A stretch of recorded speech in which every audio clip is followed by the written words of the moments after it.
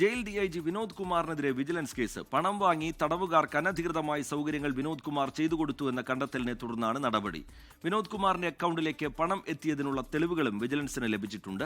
MG Pratheesh വിവരങ്ങളുമായി ചേരുന്നുണ്ട് തിരുവനന്തപുരത്ത് നിന്ന്. പ്രതീഷ്, ഇത് ഗൂഗിൾ പേ വഴി ഡിഐജിയുടെ നമ്പറിലേക്ക് പണം എത്തിയതിന്റെ അടക്കം തെളിവുകൾ ശേഖരിച്ചതിന് ശേഷമാണ് തുടർ നടപടിയിലേക്ക് വിജിലൻസ് കടന്നത് എന്ന് മനസ്സിലാക്കുന്നു. ഏറെ നാളായി ഇയാൾ നിരീക്ഷണത്തിലുണ്ടായിരുന്നു, അതിനുശേഷമാണ് നടപടിയിലേക്ക് കടന്നത്. എന്താണ് കൂടുതലായി നമുക്ക് മനസ്സിലാവുന്ന MG പ്രതീഷ്?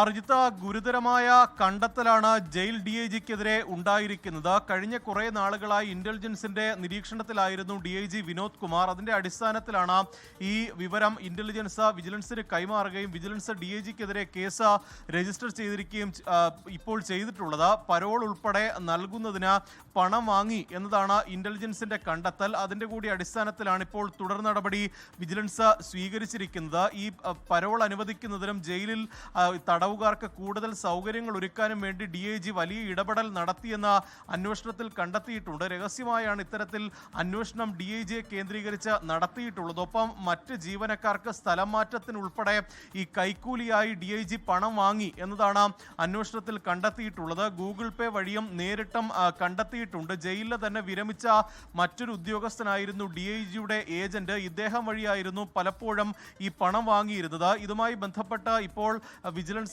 വിശദമായ അന്വേഷണം തുടങ്ങിയിട്ടുണ്ട്. ഈ അന്വേഷണ പുരോഗതി കൂടി കണക്കിലെടുത്തുകൊണ്ടായിരിക്കും DIGക്കെതിരെ കൂടുതൽ അച്ചടക്ക നടപടി സ്വീകരിക്കുക. ഇപ്പോൾ ഗൂഗിൾ പേ വഴി 1.80 ലക്ഷം രൂപ വാങ്ങിയതിനുള്ള തെളിവുകളാണ് അന്വേഷണത്തിൽ കണ്ടെത്തിയിട്ടുള്ളത്. അതിന്റെ കൂടി അടിസ്ഥാനത്തിലാണ് ഈ വിജിലൻസ് കേസ് എടുത്തിട്ടുള്ളത്. കേസ് എടുത്ത പശ്ചാത്തലത്തിൽ ഈ DIGയെ സസ്പെൻഡ് ചെയ്യുന്നതിനടക്കമുള്ള നടപടികളും വിജിലൻസ് ശുപാർശ ചെയ്യുമെന്നതാണ് നമുക്ക് ഈ ഘട്ടത്തിൽ മനസ്സിലാകുന്നത്. പ്രതീക്ഷ, ജയിലുകളുമായി ബന്ധപ്പെട്ട് ഗുരുതര സ്വഭാവത്തിലുള്ള ആക്ഷേപങ്ങളും ആരോപണങ്ങളും ഉയർന്നു വന്ന പശ്ചാത്തലം നമുക്കറിയാം. അവിടെ ഈ മൊബൈൽ ഫോൺ ഉപയോഗമായിക്കോട്ടെ, ലഹരി ഉപയോഗമായിക്കോട്ടെ, അങ്ങനെ ഈ ഗുരുതര സ്വഭാവത്തിലുള്ള ആക്ഷേപങ്ങൾ ഉയർന്നു വന്നിട്ടുള്ളതാണ്. ഇതൊരു DIGയിലൂടെ എങ്ങനെ ഇവർക്ക് തടവുകാർക്ക് സഹായം ഉറപ്പാക്കാൻ കഴിയുമോ എന്നുള്ള ചോദ്യം കൂടി ബാക്കിയാവുന്നുണ്ട്. കാരണം താഴെത്തട്ടിലുള്ള ഉദ്യോഗസ്ഥരിലൂടെ അത് നടപ്പിലാക്കാൻ കഴിയുള്ളൂ. അങ്ങനെ കൂടുതൽ പേർക്ക് ഇതിൽ പങ്കുണ്ടോ? അത്തരത്തിലുള്ള സംശയങ്ങൾ വിജിലൻസിനുണ്ടോ MG പ്രതീഷ്? തീർച്ചയായും റിജിത്ത്, കാരണം ജയിൽ DIG ആണ് ഭരണപരമായ പ്രധാനപ്പെട്ട ചുമതല വഹിക്കുന്ന ഒരു വ്യക്തി കൂടിയാണ്. അദ്ദേഹമാണ് ഇപ്പോൾ ഇക്കാര്യത്തിൽ വലിയ ഒരു ചട്ടവിരുദ്ധമായ ഇടപെടൽ നടത്തിയിരിക്കുന്നത്. ഒപ്പം കൈക്കൂലി വാങ്ങി പരോൾ അനുവദിച്ചു എന്നതുൾപ്പെടെയുള്ള കണ്ടെത്തലുകൾ അദ്ദേഹത്തിനെതിരെ വന്നിട്ടുണ്ട്. അതുകൊണ്ട് തന്നെ ഇതിൽ കൂടുതൽ പേരുടെ സംശയവും കൂടുതൽ പേർക്ക് പങ്കുണ്ടോ എന്ന കാര്യവും സംശയിക്കുന്നുണ്ട്. അതുകൊണ്ട് വിജിലൻസ് അന്വേഷണത്തിൽ വിശദമായ പരിശോധന ഇതുമായി ബന്ധപ്പെട്ട് നടത്തും എന്നതാണ് നമുക്ക് ഇപ്പോൾ അറിയാൻ കഴിയുന്നത്. ഒപ്പം ഇദ്ദേഹത്തിന്റെ ഏജന്റ് കൂടിയായ ഒരു വിരമിച്ച ഉദ്യോഗസ്ഥനെ കേന്ദ്രീകരിച്ച് നടത്തുന്നുണ്ട്. എത്ര നാളായി ഇത് തുടർന്നു വരുന്നു, ആരൊക്കെ ഇതിന്റെ ഗുണഭോക്താക്കളായി,